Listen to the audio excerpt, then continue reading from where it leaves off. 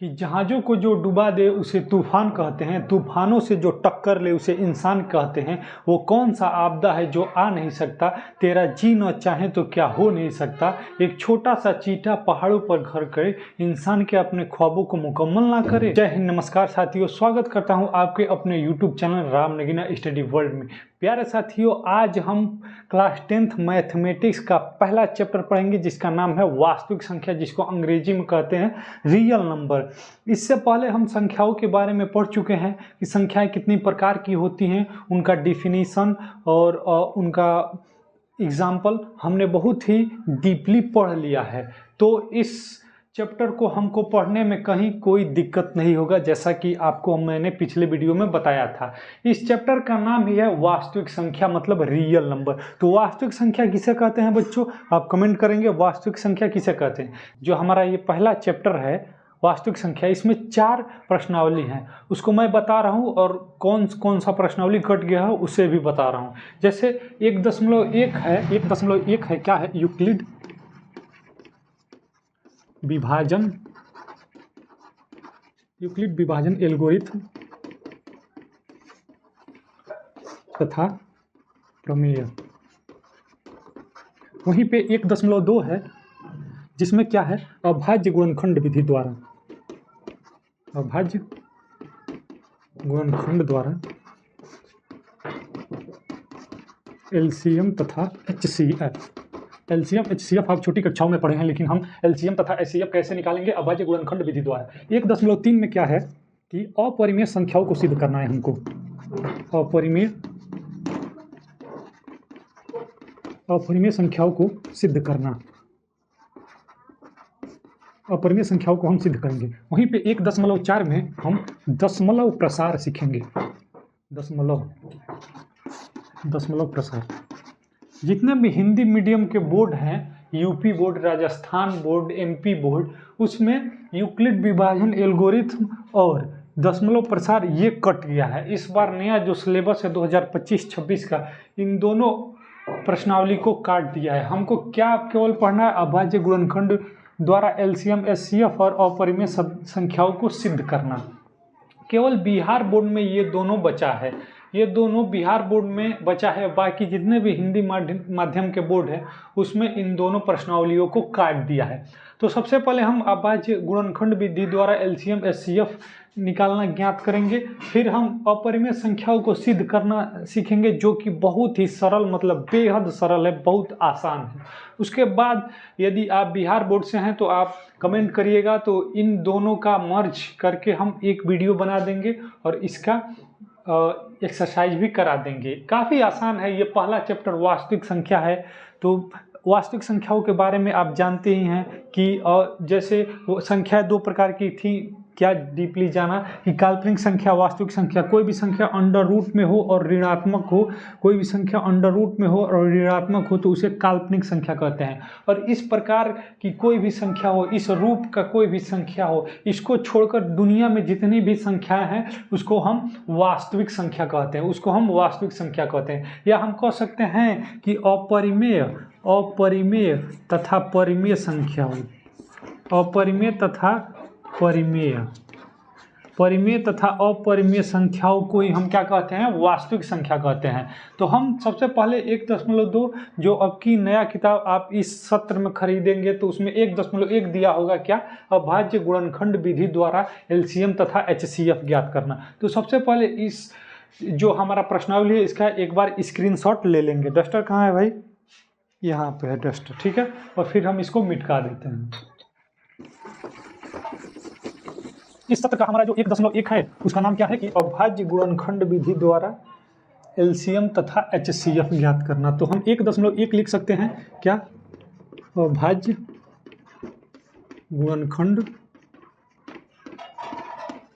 अभाज्य गुणनखंड द्वारा एलसीएम तथा एचसीएफ।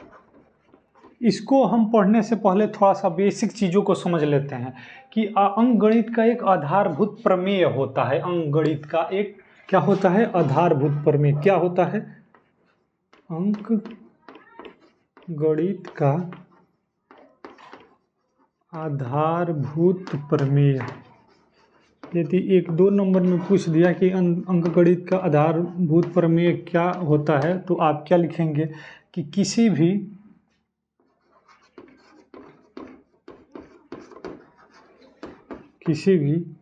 भाज्य संख्या को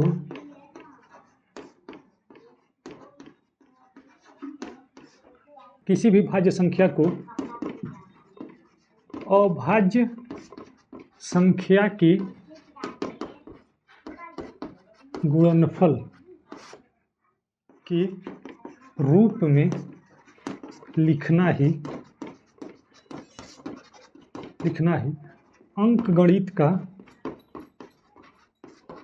अंकगणित का आधारभूत प्रमेय कहलाता है। क्या? अंकगणित का आधारभूत प्रमेय कहलाता है।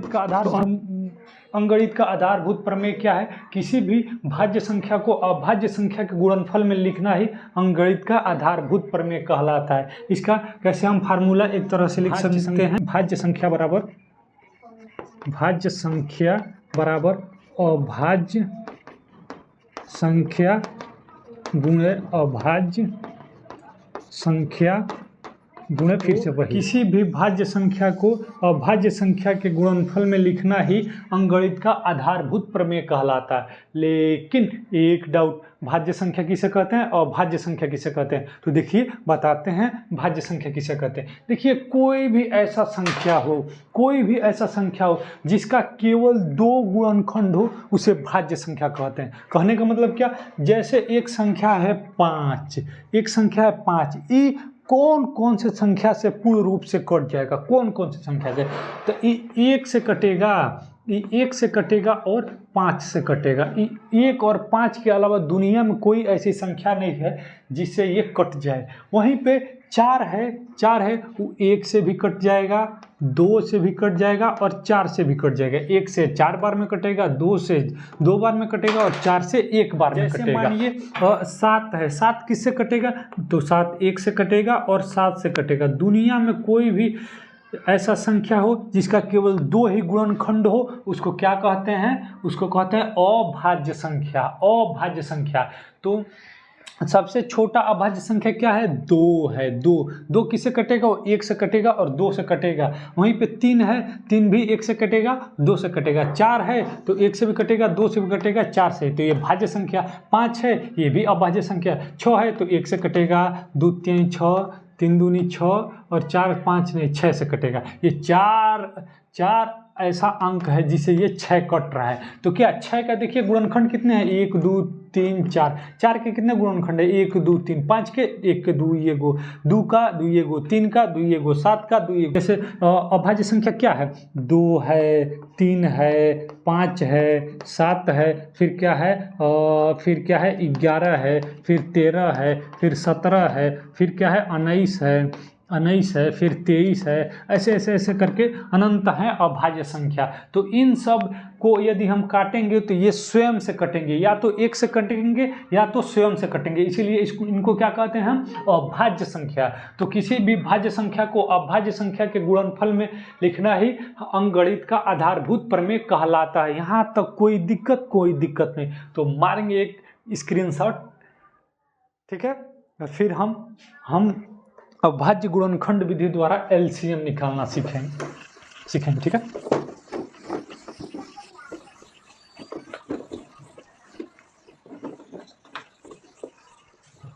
देखिए LCM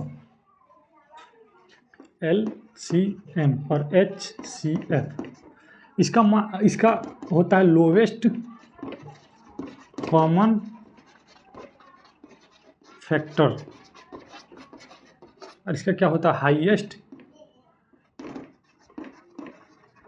highest common factor. LCM जिसको क्या कहते हैं, शॉर्ट फॉर्म में लॉसो कहते हैं और एचसीएफ को हम मौसो कहते हैं। ठीक है, हमने पढ़ा है एलसीएम और एचसीएफ कैसे ज्ञात किया जाता है। ठीक है, तो हम इसमें अभाज्य गुणनखंड द्वारा हम एलसीएम तथा एचसीएफ ज्ञात करेंगे।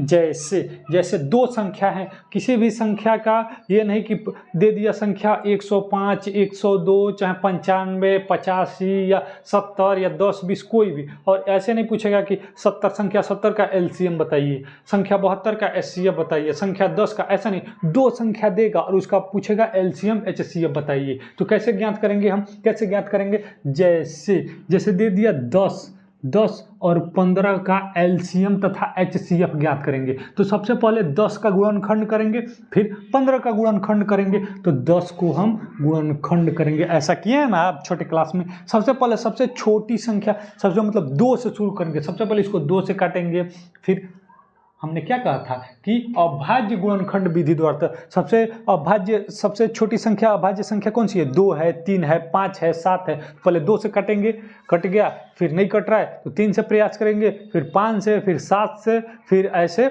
11 से। तो सबसे पहले हम 2 से प्रयास करेंगे। तो 2 से ही बाबू 5 बार में कट जा रहा है। फिर ये किससे कटेगा, तो किसी से नहीं कटेगा, ये 5 से कटेगा, 5 एकम 5। ये 15 है तो किससे कटेगा, ये विषम संख्या है, इसका लास्ट वाला क्या है, विषम संख्या 5 है। तो ये सम संख्या से यानी 2 से नहीं कटेगा, इस 3 से कटेगा। तो ये 3 पचे 15, फिर ये 5 एकम 5। तो इस 10 को हम क्या लिख सकते हैं, 2 गुणे 5, और इस हम 15 को हम क्या लिख सकते हैं, 3 गुणे 5। अब इसका एलसीएम 10 और 15 का हम यदि एलसीएम निकालें, एलसीएम तो देखिए एलसीएम में क्या करेंगे, देखिए इन सब के पास इनका जो अभाज्य गुणनखंड है इन सब को उतार लेंगे। 2 उतार लेंगे, फिर क्या है, फिर 3 उतार लेंगे, और फिर ये 5 है ना, और फिर 5 उतार लेंगे। 2, 3 जितने भी संख्या है, इन्हें कि यहाँ भी 5 है, यहाँ भी 5 है ना, एक के बार उतारेंगे। अलग अलग संख्या उतारेंगे, एक बार उतारेंगे। 2 है, फिर क्या है, 5 है, 2 भी हो गया, 5 भी हो गया और 3 भी हो गया, और 5 सेम है तो 2 बार नहीं उतारेंगे। अब इनका अधिकतम घात लेंगे। तो 2 का अधिकतम घात क्या है, दोनों में देखिए 2 का अधिकतम घात 1 है, 3 का अधिकतम घात दोनों में देखिए 1 है, 5 का अधिकतम घात कितना है, 1 है। तो इनका एलसीएम कितना हो जाएगा, 2 3 6, 6 पचे 30। वहीं पे इनका एचसीएफ क्या हो जाएगा, एचसीएफ ऐसा संख्या देखिए, इनका जो गुणनखंड हुआ है ना, ऐसा संख्या देखिए जो दोनों में हो। तो दोनों में क्या है, 5 है, दोनों में क्या है, 5 है, 5। 3 इसमें है, इसमें नहीं है, 2 इसमें है लेकिन इसमें नहीं है, और 5 का कम से कम घात लेंगे। दोनों में एक घात है, इसलिए एक ही घात रह जाएगा। यदि इसमें 2 घात होता और यहाँ पे 1 घात होता तो हम एक ही घात को लेते। तो इसका एचसीएफ कितना हो गया, 5, और इसका एलसीएम कितना हो गया, 30। तो ऐसे करके हम क्या करते हैं, अभाज्य गुणनखंड विधि द्वारा एलसीएम और एचसीएफ ज्ञात करते हैं। जैसे हम एग्जाम्पल से शुरू करते हैं। कहाँ से, एग्जाम्पल से आप अपने बुक में पलट लीजिए, देखिए एग्जाम्पल क्या है, उदाहरण 5, चूंकि पुराना बुक है तो क्या दिया है, संख्याओं 4 पे घात n पर विचार कीजिए जहां n एक प्राकृतिक संख्या है। जांच कीजिए कि क्या n का कोई ऐसा मान है जिसके लिए 4 पे घात n अंक 0 पर समाप्त होता है। क्या कह रहा है कि 4 पे घात n है और n बराबर क्या है, प्राकृतिक संख्या, प्राकृतिक संख्या। और प्राकृतिक संख्या क्या होती है, n जो 1 से लेकर और अनंत तक जितने भी धनात्मक पूर्णांक होते हैं, 1 2 3 गिनती के अंक 4 5 ऐसे करके इनफाइनाइट तक, प्लस इनफाइनाइट तक, 1 से लेकर अनंत तक जितने भी धनात्मक पूर्णांक होते हैं गिनती के अंक, उसे प्राकृतिक संख्या कहते हैं। तो कह रहा है कि क्या n के किसी मान के लिए 4 पे घात n का मान 0 होगा। तो जांच करेंगे भाई, जांच करेंगे तो n बराबर 1 पर 4 पे घात n यानी 4 पे घात 1 बराबर 4, n बराबर 2 पर 4 पे घात 2 यानी 4 गुणे 4 यानी 4 चौको 16, n बराबर 3 पर, n बराबर 3 पर 4 पे घात 3 यानी 4 गुणे 4 गुणे 4, 4 चौको 16 चौको 64।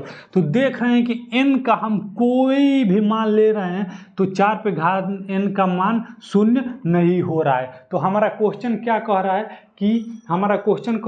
कि जिसके लिए 4 पे घात n अंक शून्य पर समाप्त होता है, तो इसका हम क्या लिखेंगे, इसका स्पष्टीकरण हम क्या लिखेंगे, अतः प्राकृतिक संख्याओं के किसी भी मान पर 4 पे घात n का मान शून्य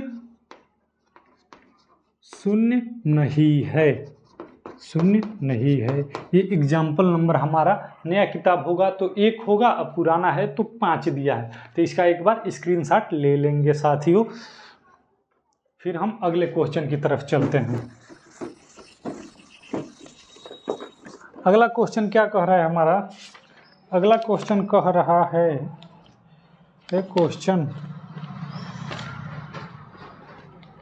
कि संख्याओं 6, 20 के अभाज्य गुणनखंड विधि से HCF और LCM ज्ञात कीजिए। संख्या हमको क्या दे दिया है, 6 और 20, और पूछ क्या रहा है कि LCM क्या होगा और HCF क्या होगा। LCM और HCF पूछ रहा है, तो सबसे पहले इनका अभाज्य गुणनखंड करेंगे हम। तो 6 का करेंगे तो क्या 2 तिहाई 6, फिर 3 एकम 3, और फिर क्या है अगला संख्या 20 है, तो इसका गुणनखंड करेंगे तो 2 से करेंगे तो 2 दहा में 20, फिर करेंगे 2 से तो 2 पचे 10, फिर 21 से कटेगा 5 से ही कटेगा स्वयं से, तो 5 एकम 5। तो हम 6 को क्या लिख सकते हैं, 2 गुणे 3 इसका गुणनखंड, और 20 को हम क्या लिख सकते हैं, 2 गुणे 5, यानी 2 पर घात 2 गुणे 5, 2 पर घात 2 गुणे 5। अब इनका LCM क्या हो जाएगा, LCM देखिए सब ले लीजिए, 2 3 5 सब ले लीजिए, 2 3 5, 2 3 5, 2 हो गया, 3 हो गया, 5 हो गया, कोई अंक बचा, कोई अंक नहीं बचा। यहाँ पे 2 बार है तो 2 बार नहीं लेंगे, एक ही बार लेंगे। देखिए अब ये है एक अभाज्य गुणनखंड और एक ये है अभाज्य गुणनखंड। इन दोनों में देखिए 2 का अधिकतम घात क्या है, तो 2 का अधिकतम घात 2 है, तो 2 का अधिकतम घात हम 2 ले लेंगे। फिर 3 का अधिकतम घात, तो 3 का अधिकतम घात कितना है, 1 है, 1, और 5 का अधिकतम घात 1 है, तो इसका क्या हो जाएगा, 2 दूनी 4, 4 3 12, 12 25 60, इसका LCM कितना हो जाएगा 60। अब इसका HCF ज्ञात करेंगे हम, HCF। अब देखिए HCF के लिए इन दोनों का जो गुणनखंड है ना, इनमें देखिए कि कौन सी ऐसी संख्या है जो दोनों में कॉमन है, कौन सी ऐसी संख्या है, तो संख्या 2 है जो दोनों में है, 3 इसमें है लेकिन इसमें नहीं है, 5 इसमें है लेकिन इसमें नहीं है, तो संख्या 2 है जो दोनों में है, संख्या 2 है वो दोनों में है। और सबसे कम घात लीजिए, यहाँ पे 2 का 2 घात है और यहाँ पे 2 का 1 घात है, 2 तो 2 का 1 घात लेंगे, यानी इसका HCF कितना हो जाएगा, इसका HCF 2 हो जाएगा। कितना आसान है ना, इसका स्क्रीनशॉट लेंगे, फिर हम अगले उदाहरण की तरफ चलेंगे। ठीक है, कहीं भी दिक्कत हो तो आप कमेंट करिए, बेहद आसान क्वेश्चन हम करवा रहे हैं आपसे। देखिए अगला क्वेश्चन क्या कह रहा है, उदाहरण 7वां, अभाज्य गुणनखंड विधि द्वारा 96 और 404, क्या 96 और 404 ये संख्या दे दिया और कह रहा है क्या, HCF और LCM ज्ञात कीजिए। ठीक है, HCF ज्ञात कीजिए फिर LCM ज्ञात कीजिए। चलिए भाई, सबसे पहले हम HCF ज्ञात कर देंगे, फिर LCM ज्ञात करेंगे। तो सबसे पहले इनका गुणनखंड करेंगे, तो 96 का करेंगे। सबसे अभाज्य संख्या में सबसे छोटी संख्या क्या है, 2 है, तो 2 से करेंगे, तो 2 चौको 8, ये है 9, और ये 2 चौको 8, एक अधिक हो रहा है तो यहाँ पे आकर वो 16 हो जाएगा, तो 2 8 16, फिर 2 से काटेंगे तो 2 दूनी 4 और 2 चौको 8, फिर 2 से काटेंगे तो 2 एकम 2 और 2 एकम 2 और 2 दूनी 4, फिर 2 से काटेंगे तो 2 छक्के 12, फिर 2 से काटेंगे तो 2 3 6, ये 3 किससे कटेगा, 3 स्वयं से कटेगा, 3 एकम 3 एकम 3। फिर 404 को काटेंगे हम, किसको? 404 को काटेंगे, 404 को। सबसे पहले क्या करेंगे? 2 से काटेंगे, 2 से। तो 2 से काटेंगे तो 2 दूनी 4, 0 है तो 0 और 2 दूनी 4। फिर 2 से काटेंगे, 2 से तो 2 एकम 2, 0 और 2 एकम 2। अब 101 क्या है? ये अभाज्य संख्या है, ये किसी से नहीं कटेगा, ये स्वयं से कटेगा। तो 101 से एक बार में ये कट जाएगा। तो हम 96 को क्या लिख सकते हैं? 96 को हम क्या लिख सकते हैं? 2 गुणे 2 गुणे 1 2 3 4 5, तो 2 पे घात 5 गुणे 3। और फिर 404 है ना, 404 इसको क्या हम लिख सकते हैं? 2 पे घात 1 2, 2 पे घात 2 और गुणे 101, 101। अब इसका एलसीएम क्या होगा? सबसे पहले क्या कहा है कि HCF ज्ञात कीजिए, HCF।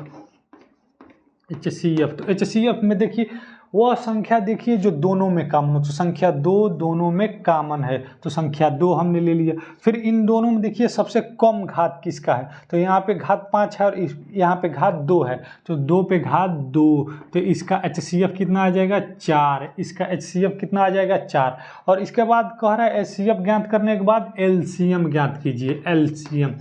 तो एलसीएम के लिए सब ले लेंगे, जितना भी गुणनखंड इसके पास है और जितना भी गुणनखंड इसके पास है सब ले लेंगे। 2 ले लेंगे, फिर 3 ले लेंगे, 2 ले लेंगे, 3 ले लेंगे, फिर 101 ले लेंगे, गुणे 101 ले लेंगे और अधिकतम घात लेंगे 2 का घात 5, 2 का घात 5। और फिर 3 का घात कितना है? 3 का घात अधिकतम 1 है और 101 का अधिकतम घात कितना है? 101 है, ठीक है। तो 2 का घात 2 पे घात 5 यानी 2 दूनी 4 दूनी 8 दूनी 16 दूनी 32, 16 दूनी 32, 32 गुणे 3 गुणे 101, 101। जो 32 को 3 से गुणा करेंगे तो 3 दूनी 6 और 3 तिरिकी 9, 96 गुणे 101, 101, ठीक है। फिर 96 का इसमें गुणा करेंगे तो 96 एकम 96, 96 का 1 में गुणा करेंगे 96 और फिर 96 एकम 96। तो इसका 96 96 क्या आ जाएगा? HCF आ जाएगा। इसका 96 96 क्या आ जाएगा? HCF आ जाएगा। और LCM 96 96 और HCF 4 आ जाएगा। इसका एक और तरीका है LCM या HCF ज्ञात करने के लिए, एक फार्मूला है। सबसे पहले इसका एक स्क्रीनशॉट ले लीजिए, फिर हम बताते हैं वो फार्मूला क्या है। एक अन्य तरीके से भी आप इसका LCM या HCF कोई एक ज्ञात हो तो दूसरा हम निकाल सकते हैं, ठीक है। वो फार्मूला क्या है हम बता रहे हैं।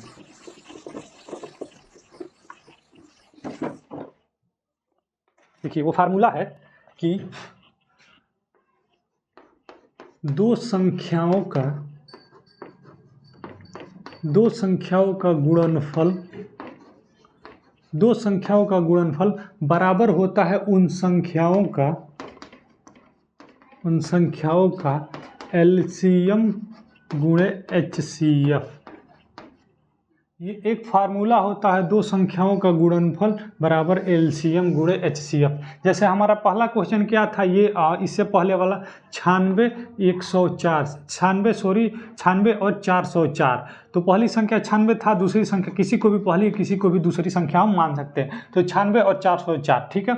और LCM गुणे HCF, तो उसका HCF कितना आया था? 4 आया था और LCM हमको निकालना है, मानिए निकालना है। हमने सबसे पहले HCF निकाला था तो 4 आ गया था पहली संख्या।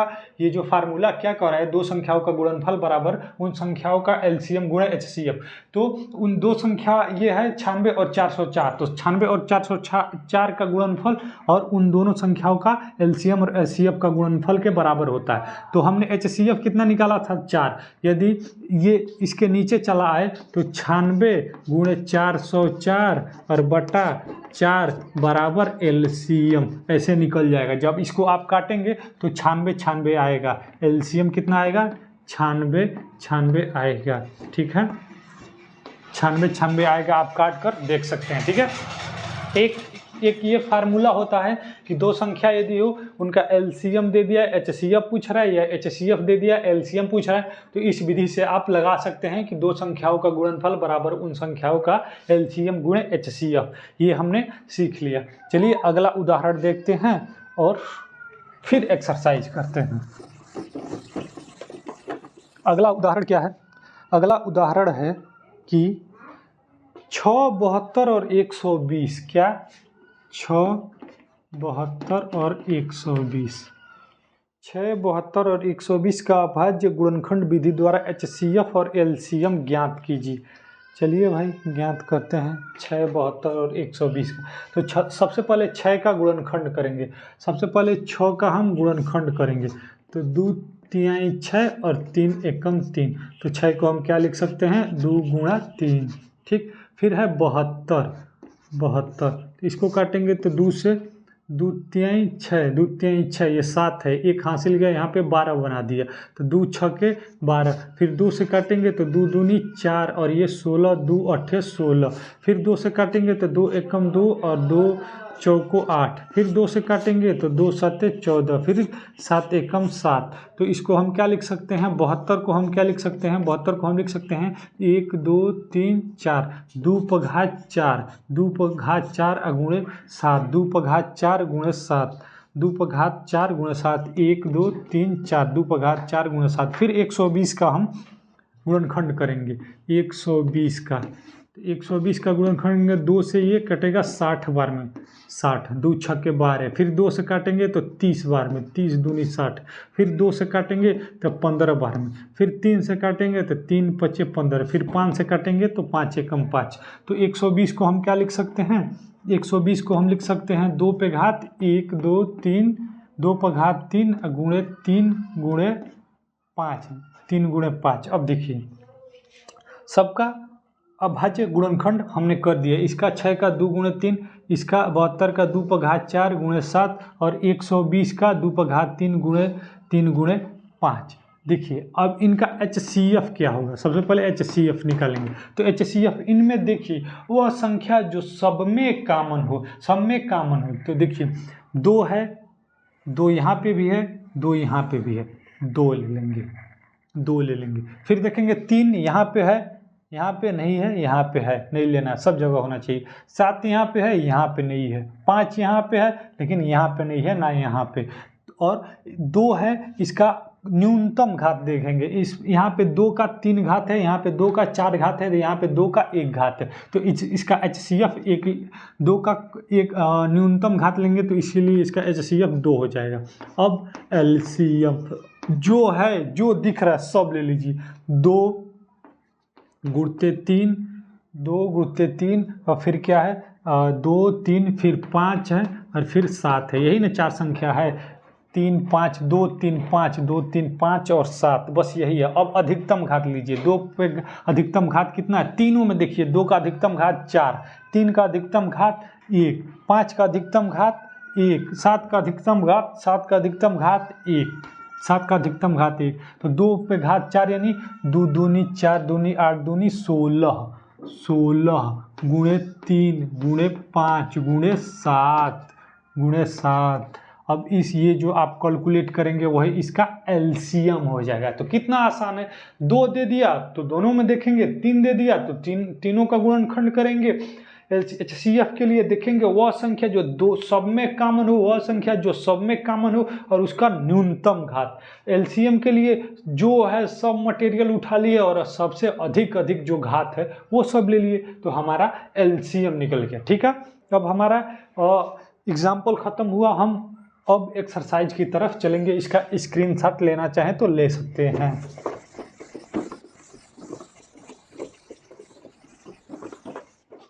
ठीक है, अब हमारा प्रश्नावली है जो पुराने किताब में 1.2 है, आपकी किताब में 1.1 होगा।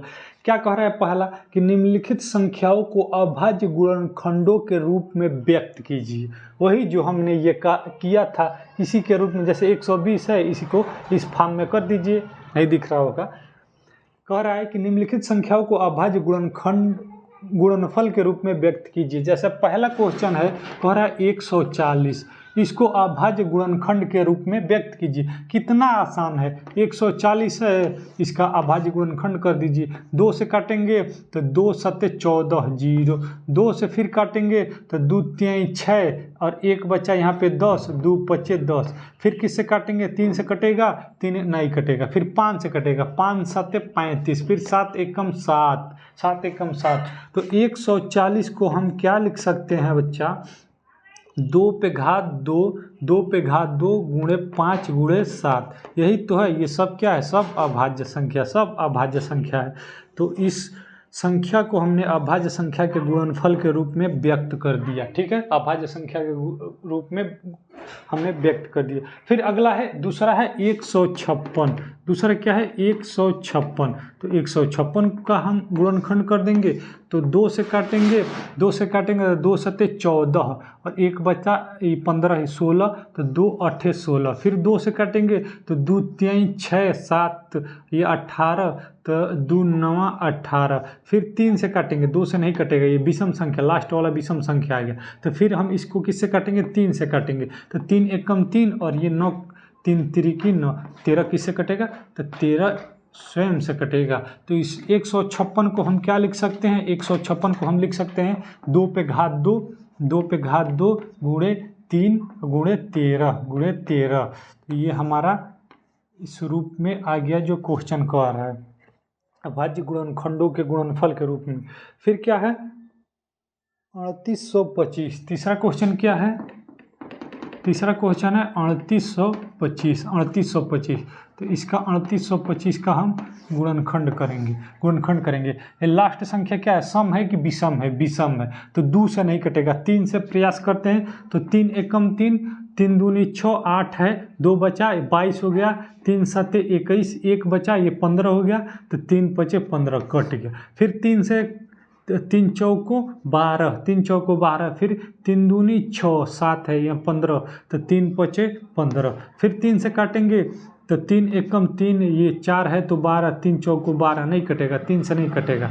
अब 5 से काटेंगे, 5 से काटेंगे, 5 से तो 5 8 40, 5 8 40, 2 गया यहाँ पे, इसको बना दिया 25, 5 5 25। फिर 5 से काटेंगे तो 5 एकम 5 और ये 3 बचा 35, 5 7 35, फिर 17 एकम 17। तो इस 3825 को हम क्या लिख सकते हैं? 1 2, तो 3 पे घात 2, 3 पे घात 2 गुणे 5 पे घात 2, 3 पे घात 2 गुणे 5 पे घात 2 गुणे 17। ऐसे हम कर सकते हैं। बाकी 2 क्वेश्चन है, आप ट्राई करिएगा, होमवर्क के रूप में हम आपको दे रहे हैं, इसको आप घर पे ट्राई करिएगा। ठीक है, और इसका स्क्रीनशॉट ले लीजिए। फिर हम दूसरे क्वेश्चन की तरफ चलते हैं।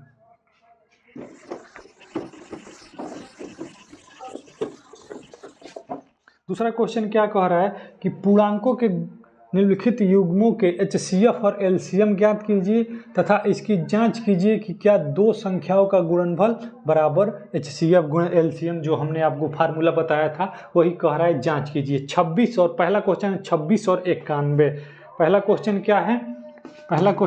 26 और 91। 26 और 91। सबसे पहले इनका LCM और HCF ज्ञात करेंगे। तो 26 का हम गुणनखंड करेंगे तो 2 से काटेंगे तो 2 एकम 2, 2 3 6, फिर 13 एकम 13। फिर 91 का काटेंगे तो किससे कटेगा भाई? किससे कटेगा? 7 से कटेगा, 7 एकम 7 और 3 और 7 2 9 21, 7 तिरिकी 21, फिर 13 एकम 13। ठीक है, तो इनका LCM कितना हो गया? LCM कितना हो गया? ये 2 गुणे 13, और इसका 26 को हम क्या लिख सकते हैं? 2 गुणे 13। और हम 91 को क्या लिख सकते हैं? 7 गुणे 13। तो ऐसी संख्या देखिए जो नहीं, LCM के लिए सब उतार लीजिए। तो 2 गुणे 7 गुणे 13, 2 गुणे 7 गुणे 13। अब इनका अधिकतम घात लेंगे तो 2 का अधिकतम घात 1 ही है, 7 का अधिकतम घात 1 ही है और 13 का घात अधिकतम 1 ही है। ठीक है, तो 7 दूनी 14 गुणे 13, इसका 14 गुणे 13, इसका क्या हो जाएगा? LCM हो जाएगा। HCF के लिए क्या करेंगे? देखिए वे संख्या जो दोनों में कॉमन हो, दोनों में क्या कॉमन है? 13 कॉमन है, तो इसका HCF क्या हो जाएगा? 13। अब कह रहा है कि जांच कीजिए कि 2 संख्याओं का गुणनफल बराबर HCF गुणे LCM है क्या। तो ये जांच करके देख लेते हैं। 2 संख्याओं का गुणनफल 26 गुणे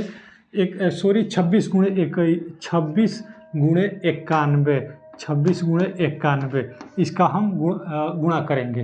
तो 6 एकम 6, फिर 2 एकम 2 और 9 6 के 54, 9 6 के 54 और 55 56 के 6 हाथ में आया 5, या फिर 9 दूनी 18, 18 और 5 18 और 2 20, 3 23, 2326 आ गया। ठीक, 2366 सॉरी। और दोनों का LCM गुणे HCF निकालेंगे तो ये 14 गुणे 13 गुणे 13, तो 13 गुणे 14 गुणे 13, ठीक है। 14 गुणे 13 और फिर 13, दोनों HCF गुणे LCM, HCF गुणे LCM कितना आ गया, HCF गुणे LCM आ गया 13 गुणे, ये 14 गुणे 13, ये 14 गुणे 13 LCM और HCF कितना आ गया 13। तो 13 का 13 में जब गुणा करेंगे तो 13 का 13 में गुणा करेंगे तो 3 तिरिकी 9, 3 तिरिकी 9, 3 एकने 3 और 3 एकने 3, 3 3 6 और 1 एकने 1, 169 और गुणे 14, 169 गुणे 14, ठीक है। तो 169 में 14 का गुणा करेंगे तो 9 चौको 36 के 6 हासिल 3 और 6 चौको 24, 25, 26, 27 के 7 हासिल 2, फिर 4 एकम 4 और 2 6, फिर 1 का 1 9 9, 1 6 के 6 और 1 एक 1, ये 6 और ये 9 और 7 16 के 6 हाथ में आया 1, 6 6 12 1 13, ये 1366, 6 6 12 सॉरी 6 9 7 16 का 6 हाथ में आया 1, 6 6 12 1 13 का 3 हाथ में आया 1 1 और 1 मिलके हो गया 2, 2366 और 2366, यानी हम कह सकते हैं कि हाँ, दो संख्याओं का गुणनफल उनके LCM गुणे HCF के बराबर होता है। दो संख्याओं का गुणनफल उनके LCM और LCM के गुणनफल के बराबर होता है। कह सकते हैं, बिल्कुल कह सकते हैं। अगले क्वेश्चन की तरफ हम चलेंगे। अगले क्वेश्चन की तरफ से चलेंगे। क्या है 510 और 92, 336 और 54। आप कर सकते हैं क्या, एक हम बता दिए, बाकी दो आप होमवर्क में ट्राई करिएगा, नहीं आएगा तो कमेंट करिएगा, हम उसका वीडियो बना देंगे, बहुत लंबा वीडियो हो जाएगा, ठीक है। तो आप एक बता दे रहे हैं, नहीं समझ में आ रहा है क्या, आया होगा 100% हम कह रहे हैं कि आया होगा, बाकी दो है आप होमवर्क में ट्राई करेंगे। जितना ही आप प्रैक्टिस करेंगे उतना ही आपका नंबर पाने का चांस अधिक होगा, ठीक है। फिर अगला है कि अभाज्य गुणनखंड विधि द्वारा निम्नलिखित पूर्णांकों के HCF और LCM ज्ञात कीजिए। जैसे पहला है 12 15 21, क्या है 12 15 और 21, 12 15 और 21।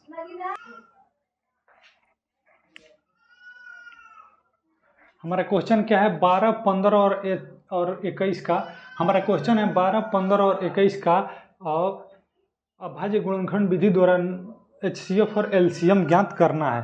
तो ज्ञात करें, सबसे पहले 12 का गुणनखंड करेंगे, 12 का गुणनखंड करेंगे तो 2 छक्का 12, फिर 2 से काटेंगे 2 तिहाई 6 और फिर 3 एकम 3, फिर 15 का गुणनखंड करेंगे तो 3 पचे 15, फिर 5 एकम 5, फिर 21 का गुणनखंड करेंगे तो 3 सते 21 और 7 एकम 7। तो 12 का क्या हो जाएगा, 2 पे घात 2, 2 पे घात 2 गुणे 3, और फिर 15 का क्या हो जाएगा 3 गुणे 5, और फिर 21 का क्या हो जाएगा 3 गुणे 7। अब देखिए LCM के लिए सब उतार दीजिए, 2 3 और 5 और 7, यही 4 गुण है, 2 है 3 है 5 है और 7 है। सबसे अधिक घात लीजिए, 2 का सबसे अधिक घात कितना है 2 है, ठीक है। फिर 3 का अधिक घात लीजिए, यहाँ पे 3 एक घात 5 का अधिक घात 1 घात और 7 का अधिकतम घात तो 1 ही है, ठीक है। तो इसका क्या हो जाएगा 2 दूनी 4 और 4 3 12, 12 5 60 ही और 60 ही, और ये क्या है भाई, ये 7 है, 5 गुणे 7, 2 दूनी 4, 4 3 12, 12 5 60 ही, 7 6 42, 420 इसका आ गया LCM। HCF क्या, HCF में देखेंगे वे संख्या जो सबके पास हो, सबके पास क्या है 2 है, 2 यहाँ पे है लेकिन यहाँ पे नहीं है, यहाँ पे नहीं है, 3 हाँ यहाँ पे है, यहाँ पे है, यहाँ पे है, 3 ले लेंगे, फिर 7 यहाँ पे है लेकिन इन दोनों के पास नहीं है, और न्यूनतम घात 3 का कितना है 1 है, तो इसका HCF कितना आ गया 1 आ गया। उसी प्रकार दूसरा क्वेश्चन है 17 23 और 29, 8 9 और 25 आप कर सकते हैं, बेहद आसान क्वेश्चन है, आप अवश्य कर सकते हैं, ठीक है। इसका एक बार स्क्रीनशॉट ले लेंगे। अगला क्वेश्चन हमारा क्या है? अगला क्वेश्चन कह रहा है चौथा में कि HCF है, HCF 306, चल भाई 306 और 657, 306 और 657 का HCF हमको दे दिया है। संख्या 306 और 657 का HCF 9 दिया है और हमसे क्या पूछ रहा है? LCM ज्ञात कीजिए। LCM बराबर क्वेश्चन मार्क। दो संख्या है, इनका HCF 9 है और LCM हमको ज्ञात करना है। तो हम क्या जानते हैं कि दो संख्याओं का गुणनफल बराबर दोनों संख्याओं का LCM गुणे HCF, ये फार्मूला होता है, हम जानते हैं। तो हम लिख सकते हैं कि 306, दो संख्याओं का पहले फार्मूला लिख ले, दो संख्याओं का गुणनफल बराबर उनका LCM गुणे HCF। ठीक है, तो दो संख्या कितना है? 306 और गुणे 657 बराबर उनका LCM हमसे पूछ रहा है और HCF कितना दिया है? 9। 9 इसके नीचे आ जाएगा भाग में, तो 306 गुणे 657 भागा 9 बराबर LCM, बराबर LCM। अब 9 से काटेंगे, 9 से काटेंगे 30 को, तो क्या कटेगा देखते हैं। 9 9 30 27, 9 30 27, ठीक है, 29 30, 28 29 30, 3 बचा 36, 9 चौको 36, यानी 34 बार में ये पूरा कट गया। ठीक है, 34 बार में। अब 34 गुणे 657 जो होगा वही इन दोनों संख्याओं का क्या होगा? वही इन दोनों संख्याओं का LCM होगा। आप कैलकुलेट कर लीजिएगा। ठीक है, फिर क्या कह रहा है? पांचवा क्वेश्चन कह रहा है जांच कीजिए कि क्या किसी प्राकृतिक संख्या n के लिए 6 पे घात n अंक 0 पर समाप्त हो सकती है? नहीं हो सकती। लेकिन कैसे लिखेंगे एक बार देखिए। आप जब इस क्वेश्चन को लगाइए तब किताब लेकर बैठिए। मैं हर एक क्वेश्चन को बोर्ड पे नहीं लिख सकता, बहुत टाइम लगेगा। एक क्वेश्चन लिखे फिर वीडियो को रोकें। ठीक है, पांचवा क्वेश्चन क्या कह रहा है? पांचवा क्वेश्चन कि जांच कीजिए क्या किसी प्राकृतिक संख्या n के लिए संख्या 6 पे घात n अंक 0 पर समाप्त हो सकती है। देखिए 6 पे घात n है, 6 पे घात n है और n क्या है? n है प्राकृतिक संख्या। प्राकृतिक संख्या, अप्राकृतिक संख्या क्या होती है? जो गणना के अंक होते हैं। 1 2 3 प्राकृतिक संख्या 1 2 3 4 ऐसे करके जो प्लस इनफाइनाइट तक, प्लस 1 से लेकर प्लस इनफाइनाइट तक जितने भी धनात्मक पूर्णांक हो गए, गणना के अंक हो गए, उसको हम प्राकृतिक संख्या कहते हैं। तो कह रहा है n के जांच कीजिए कि n के किसी मान के लिए क्या ये 6 पे घात n का मान 0 हो सकता है, जो कि नहीं हो सकता। ठीक है, तो n बराबर हम 1 पे देखेंगे, n बराबर n 1 पर, तो 6 पे घात n बराबर 6 पे घात 1 बराबर 6, n बराबर 2 पर, n बराबर 2 पर 6 पे घात n यानी 6 पे घात 2 यानी 6 के 36, फिर n बराबर 3 पर, n बराबर 3 पर 6 पे घात n यानी 6 पे घात 3 यानी 6 के 36, 36 छः कितना हो जाएगा? 6 के 36, 36 के 36 के 6 चल 3 36 18 19 20 21 216, 216। तो हम कह सकते हैं अतः n यानी प्राकृतिक संख्या, क्या n यानी प्राकृतिक संख्या, n यानी प्राकृतिक संख्या के किसी भी मान के लिए 6 पे घात n का मान 0 नहीं होगा। 6 पे घात n का मान 0 नहीं होगा, क्योंकि कोई भी संख्या रखें हम, n का मान बढ़ता जाएगा, 0 के बराबर कभी हो ही नहीं सकता। ठीक है, अब देखिए इसका स्क्रीनशॉट एक बार ले लेंगे। आप अच्छे से लिखिएगा, मैं तो ऐसे रफली बना रहा हूँ।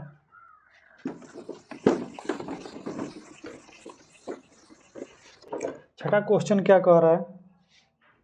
छठा क्वेश्चन कह रहा है कि किसी खेल के मैदान के चारों ओर वृत्ताकार पथ है, ये हमारा खेल का मैदान हो गया गोला, वृत्त के जैसा, वृत्त के आकार का। इस मैदान का एक चक्कर लगाने में सोनिया को 18 मिनट लगते हैं। एक लड़की है सोनिया, उसको एक चक्कर पूरा करने में कितना लग रहा है? 18 मिनट का समय लग रहा है। ठीक है, 18 मिनट का समय लग रहा है। वहीं पे कह रहा है जबकि इसी मैदान का एक चक्कर लगाने में रवि को 12 मिनट, जो रविया है उसको एक चक्कर लगाने में कितना लग रहा है? उसको एक चक्कर लगाने में 12 मिनट लग रहा है, 12 मिनट। तो क्या कह रहा है?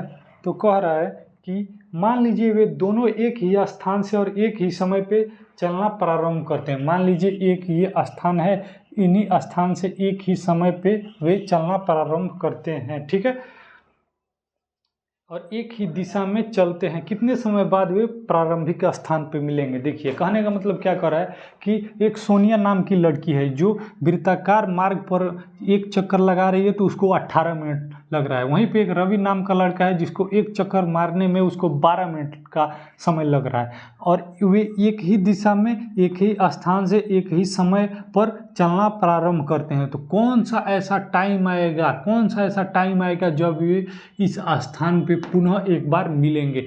तो जब इस प्रकार का क्वेश्चन यदि आ जाए तो आपको एलसीएम निकालना होता है। 18 और 12 का एलसीएम निकाल देंगे, आपका आंसर आ जाएगा। तो देखिए, सबसे पहले 12 का गुणनखंड करेंगे। 12 का गुणनखंड करेंगे तो 2 छक्के 12 और 2 तिहाई 6 और 3 एकम 3। तो हम 12 को क्या लिख सकते हैं? 2 पे घात 2 गुणे 3, 2 पे घात 2 गुणे 3। फिर 18 है, 18 इसको 2 बार काटेंगे तो 2 9 18, फिर 2 से नहीं कटेगा, 3 से, तो 3 तिरिकी 9 और फिर 3 एकम 3। तो 18 को हम क्या लिख सकते हैं? 18 को लिख सकते हैं हम 2 गुणे 3 पर घात 2, 2 गुणे 3 पर घात 2। ठीक है, अब इसका एलसीएम निकालेंगे। एलसीएम, तो एलसीएम में देखेंगे सब ले लेंगे, 2 ले लेंगे और 3, 2 3 2 को अंकवे है। अब दोनों का अधिकतम घात लेंगे, तो 2 का अधिकतम घात 2 और 3 का अधिकतम घात 3। तो 2 दूनी 4, 2 दूनी 4 और 3 तिरिकी 9, 9 चौको 36, यानी 36 मिनट बाद वे दोनों पुनः प्रारंभिक स्थान पर मिलेंगे। तो इस प्रकार हमारा जो नया सिलेबस है जिसमें प्रश्नावली 1.1 है वो समाप्त हो गया, और पुराना जो क्वेश्चन है यानी पुराना जो बुक है उसमें 1.2 है वो पूरा समाप्त हो गया। यदि आपको समझने में कहीं भी ज़रा सा भी मतलब सूत इतना भी, धागा इतना भी आपको कहीं भी कन्फ्यूजन हो तो आप कमेंट करिए। आपको हमें लगता है कि कहीं भी दिक्कत नहीं हुआ होगा, आप बेहद आसानी से समझ गए पूरा क्वेश्चन को। और कितना आसान है यार, कितना आसान है, गुणनखंड करना है, एलसीएम एचसीएफ निकालना है। इस अगले वाले वीडियो में हम आपको अपरिमेय संख्याओं को सिद्ध कैसे करना है मात्र 10-12 लाइन में सिखा देंगे। और ये हर साल बोर्ड में आता है 5 नंबर में, आप लिख कर ले लीजिए। और ये जो क्वेश्चन है आप ये तैयार कर लीजिए, ये बहुविकल्पी में 2 नंबर में 3 नंबर में हमेशा पूछता है। आप एग्ज़ाम देखें जब देने जाएंगे, अर्धवार्षिक या 6 होता है या 3 महीने में कई स्कूलों में होता है, तो आप उसमें जब एग्ज़ाम देने जाएंगे तो आपको लगेगा कि हाँ यार ठीक ठाक है, क्वेश्चन आता है इसमें से। तो इस प्रकार हम आज एक प्रश्नावली समाप्त कर दिए, पूरा पढ़ लिए। यदि आपको कहीं भी दिक्कत हो तो आप कमेंट करिए, आपको डाउट हो तो भी कमेंट करिए, और आपके जो मित्रगण हैं जो आपके ही कक्षा में हैं उनके पास शेयर कर दीजिए कि एकदम सरल तरीके से यहाँ पे आपको पढ़ाया जाएगा।